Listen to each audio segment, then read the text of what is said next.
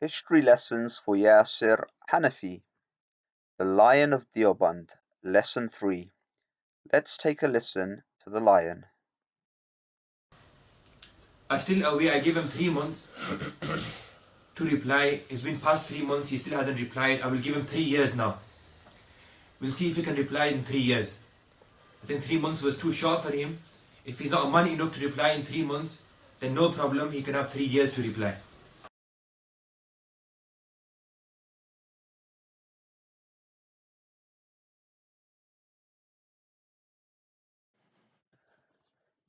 Here, in addition to affirming yet another challenge, giving someone 3 months and then 3 years, we have the quite disturbing characteristic that Yasir Hanafi displays of introducing another individual's manhood into the equation. So his opponent on this particular instance is a person called Abu Ibrahim, and he says if he is man enough to respond. Now, I hope that people that listen to this video realize who we're dealing with. Yasir Hanafi uses puerile tactics in order to goad his opponents into a response. And if you actually look at the video that this is related to, it's about Ashraf Ali Thanvi, the scholar who wrote perverted things in his books. Ashraf Ali Thanvi teaching magic. And if you look at the videos and the views, Abu Ibrahim has 40,000 views today. Yasir Hanafi has half that. Simply because they realize his tactics and they realize his characteristics and they realize this is a futile, false method. You are actually observing a cult member. I won't even call him a leader, a cult member here.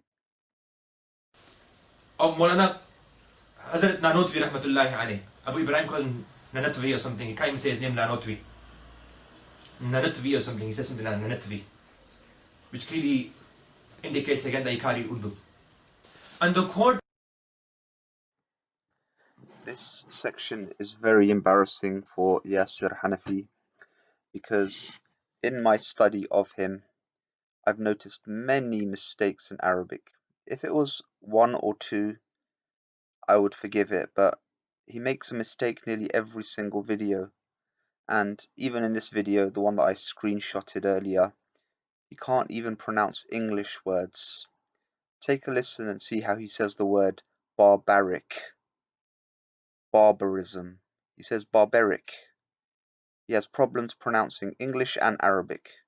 Examples of this are Imam al-Barbahari or Barbari, Tilbis or Talbis, Labbasa yulabbisu Talbis or Tilbis, Nahal or Nihal. So many mistakes. I really hope this man is not teaching Arabic to people, because Arabic is atrocious, and all these things will be proven. But in this last video, he's criticizing Abu Ibrahim for not being able to pronounce Nanotvi or Nanotvi. This is ignorance, compounded ignorance. You are criticizing others for not being able to pronounce things, and you yourself make multiple errors in almost every single video.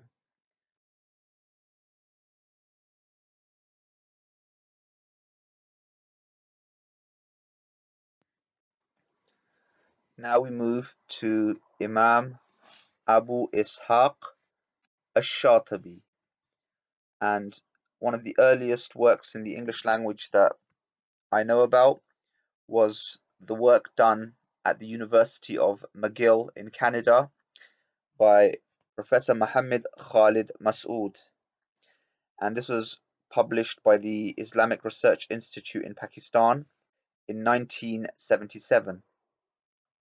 In addition to Professor Masood's work, we also have a master's thesis, and this is the one that I will focus upon for the present video, written by a scholar called Asif Saifuddin Jahar, and it's called Abu Ishaq al-Shatibi's Reformulation of the Concept of Bid'ah, a study of his Al-I'tisam.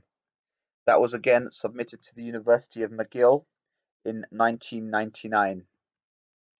But other works on Shatabi include works written by scholars like Ahmed Raisuni, and this work was called Nazariyat al-Maqasid عند الإمام الشاطبي.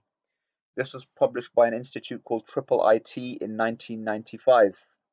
Another work by Hamadi al-Ubaidi, Al-Shatibi wal-Maqasid al-Shar'iyya, printed in 1992.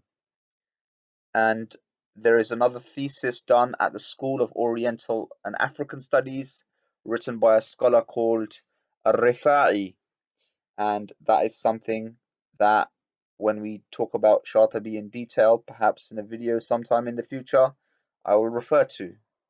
So I take my knowledge from scholarship, Occidental and Oriental. It seems Sheikh Yasser al-Hanafi takes his knowledge from the air, the ether. So Abu Ishaq al-Shatibi was an Andalusian Sunni Islamic scholar of the Maliki madhab. His kunya was Abu Ishaq, so he's clearly different from Abu Muhammad and Abu Qasim. He came from a place in Spain called Xàtiva, and it's also called Xàtiva, and this is where you get the term Shatabi. It's a Spanish appellation. His works include Al-I'tisam, and in the current video that I'm critiquing, this is the one that Yasser Hanafi claims to be reading from. But as I've shown in previous videos, he can't read and he often inserts things and changes things, and that's been proven over and over again.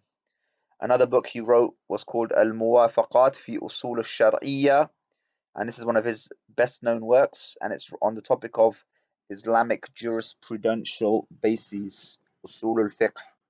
He wrote another one on grammar, another one called Al-I'tifaq fi Ilm al-Ishtiqaq, and that's on morphology. He also did a commentary on the Book of Sales in Sahih Bukhari, and he wrote another book on literature. He didn't do any books that I know of in my research on the sciences of qira'at or tajweed. So for a person to mix these two scholars up shows deep ignorance. That, in a nutshell, is who Imam Shatibi is, and I hope I've educated you and I've educated the ignorant in regards to the two Shatabis and Imam al-Juwayni. Stay tuned for many more videos.